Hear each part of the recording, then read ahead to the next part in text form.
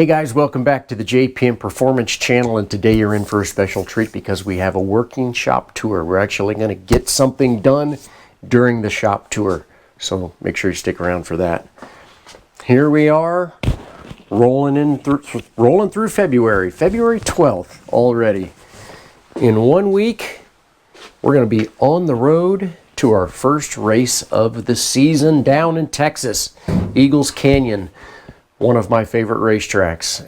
It's obviously not a track a lot of people have been to, but you need to put it on your list because it's really cool track. So we'll talk about the upcoming race here when we get down to the other end of the shop as well. But finally, I have an engine going together on the bench. So this is the McAfee engine number 3. So finally I have made my way through all 3 of their engines. I believe their old engine builder went out of business a few years ago, and I've been working on their engines ever since then. They have 2 cars, 3 engines. This is engine number 3, which will be their spare. Just kind of getting through. You can see the bottom end's basically done.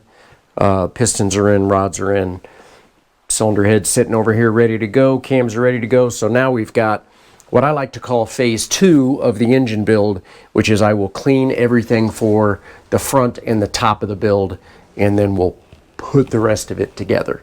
So looking really good on this. Probably be done. You guys probably won't see it again. So this will be the end of this motor for the shop tours because I should have it done by then. So you can see that I don't have anything on the lift right now. It's because the lift has been roaming cars a little bit. Last week the Rocketeer car was on the lift, and I am in a little bit of limbo waiting on a few more parts. So parts are supposed to be here by the end of the week, and hopefully I can get back to getting that going. But you can see I've got my line of Miatas over here, and I've made a lot of progress. We've made lots of progress. This intake manifold is on. This throttle body is on. I'm working through some electrical things. I've got the ECU wired, but I'm working through some electrical little nuances that I'm not sure exactly what's happening, and neither do the Rocketeer guys quite yet. So I'm doing a little diagnosing on that. Got the fuel pressure regulator mounted, but for this week the car's kind of sitting as I'm waiting on parts. Now what we did get in the last week, you guys will remember this car from a few months ago because it's been gone at the body shop.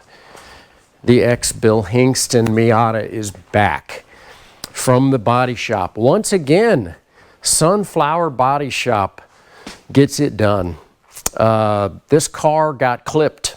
If you'll remember, it had a clip piece for the front of a Miata, basically from the shock towers forward, had to get straightened. We replaced all of the radiator support. The fenders are fixed and painted. The hood, this is the same hood, but it is fixed and painted. You can see underneath, look at the beautiful job they did matching the paint. So the paint is matched very nicely. You can of course see some of the seam sealer and everything that they used to piece this together. But we are together. Things are lining up and looking good. Some assembly required. So all the front stuff needs to go in. The new transmission needs to go in. I've got a new seat to install in the car. And then of course, John gets to rewrap. John gets to wrap another car. All this wrap's coming off. So the new customer has his own idea for what we're going to do on that. And yes, I still can't tell you who it is, but you'll find out soon enough. So keep watching shop tours. There's only one way to see what's going on. You can see a complete redo in the shop. Now I've got this spot open right now, sort of open. Just the forklift and the engine hoist sitting here because this weekend Dave Ryder is bringing back the 626, and I'm going to put it right here. And we've got another upgrade for the 626. The interesting thing about the 626 is that there's only one, and we're trying to develop a car that nobody's really developed in H production. So, but we've got some new ideas, so you guys will get to see what our ideas are there. Now, I did shuffle around all the engine crates. here just to try and, you know, condense everything. Hopefully something goes out pretty soon. But on this end of the shop, you can see I've got Ken's car. And why is it sitting over here?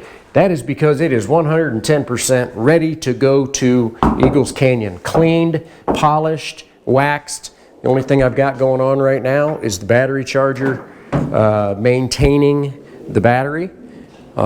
She's just sitting here marinating, ready to go. Even got the tires mounted. So next week, fortunately, we have great weather coming. Boy, we are getting really lucky. Next week, not only up here in Topeka, but down in Texas, the weather looks great. So we should have good weather for the Eagles Canyon race. So now, Mazda 2 update time. Last week you saw the new Bodywork. I've spent some cubic hours getting everything done in the last week. Take a look. So the car is, the under tray is completed.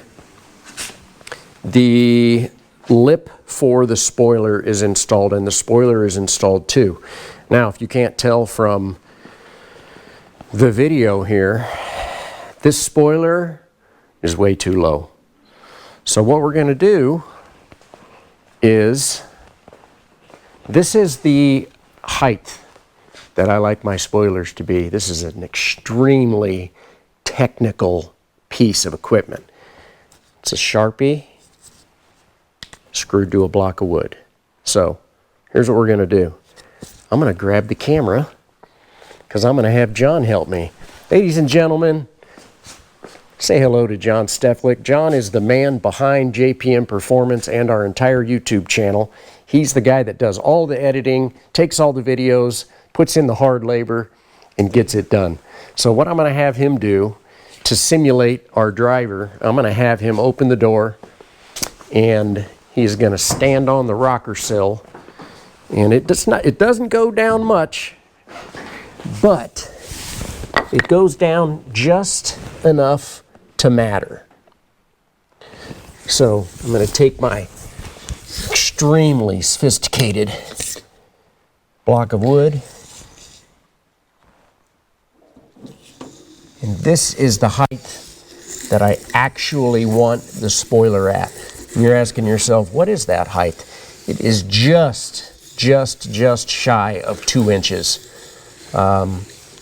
It's about inch and 13/16. I measured it very precisely, but it should work pretty good.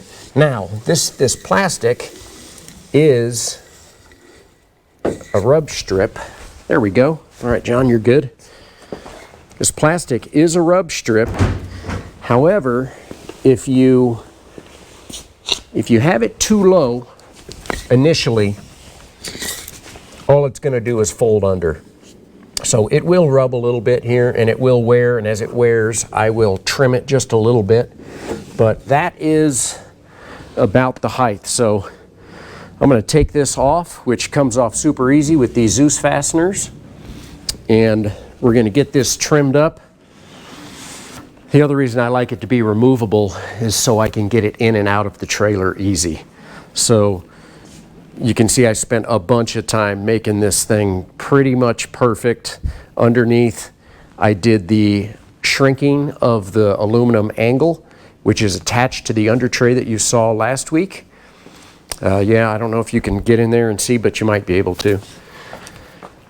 Got that all working and attached and corner weighted and aligned. And you can also see, which I'm actually pretty proud of, made an entirely new airbox. Now you can't see all the details, but this is a completely new airbox system, has a floor on it, obviously a nice back and sides, and I've wrapped it with some insulation to try and keep the heat of the engine compartment away from it. But man, I am happy with this, guys. I am super happy with this. Now I do want to give a shout out for the week. I had a guy message me on Facebook, and I believe his name is Ben. Is it Ben Hideaway or something like that? I don't know if it's his real name or not, but he said to me, hey, you should put a plate on behind your Mazda logo so that it's not concave, and I used a piece of the carbon fiber that I cut off of the nose. I may have talked about that last week, but I wanted to give him a shout out. I think maybe his name's Ben. I know a lot of people go by alternate names on Facebook, but he messaged me and he gave me this idea, and so I inserted it into this piece of carbon. Like I said, that piece of carbon is what got cut off of here. So there was enough room to make that. So shout out to him for the good idea. And I do think that one of the most important things in racing is not thinking that you know it all, because you know what? You don't. So keep an open mind. Take ideas from different people, see what they have to say. You can always say, not for me. But you never know who might come up with something pretty cool. So long story short, really like the way the car's looking. Man, been a lot of work this winter, so I'm actually going to go down next Thursday afternoon, do a little shakedown with the car at Eagles Canyon on Friday during the test day.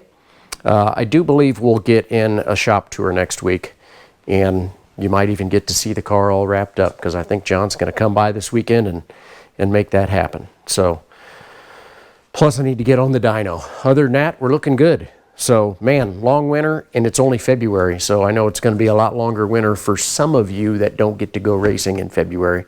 But I do have, like I said, I do have Dave Ryder coming. And also, my favorite Canadian is coming into town tomorrow, Doug Weaver. He's dropping his car off for an engine refresh as well. So, appreciate you guys watching. I hope you have a great rest of your week. Keep working on your race cars. Race season is upon us. Have a great one. See you soon. Take care.